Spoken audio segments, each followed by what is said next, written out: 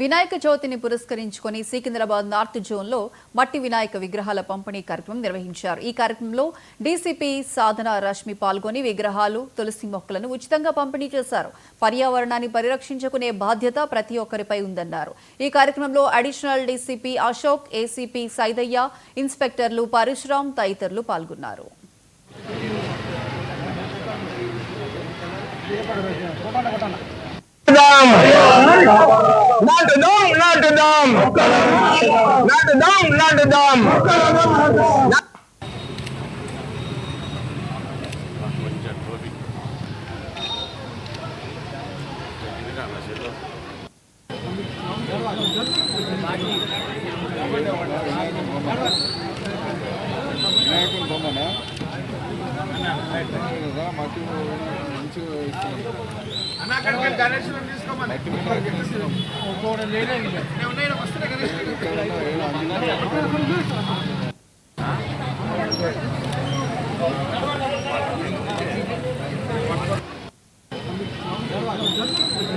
Foundation వాళ్ళు మట్టి గణపతులు and తులసి మొక్కలు లోకల్స్ కి డిస్ట్రిబ్యూట్ చేస్తారు. సో ఈ ప్రోగ్రామ్ లో మా పోలీస్ డిపార్ట్మెంట్ తరఫున నేను, మా additional DCP and local SHOs participate చేశారు.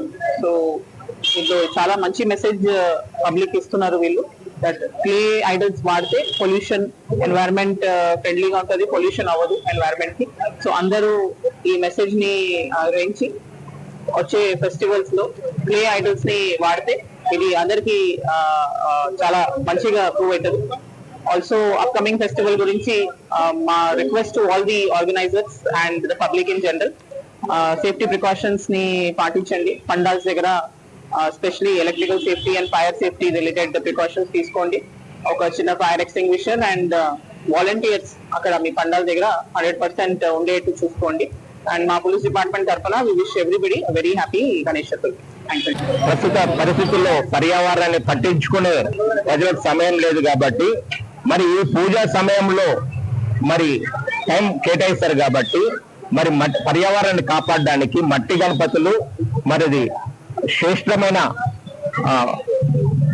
తులసి మొక్కలు పంపిణీ చేయడం జరిగింది. మరి ఈ రోజు చూసినట్టయితే మన పర్యావరణం పచ్చదనం శాతం చాలా తగ్గింది. మరి పచ్చదనాన్ని పెంపొందించుకోవాల్సిన ఆవశ్యకత మన ప్రతి ఒక్కరి మీద ఉన్నది. కాబట్టి మనం మట్టి గణపతిలో పెడదాం, మొక్కలు నాడదాం నినాదంతో మరి గత 15 సంవత్సరాల నుంచి మక్తాల ఫౌండేషన్ మరి మా టీం అందరూ కూడా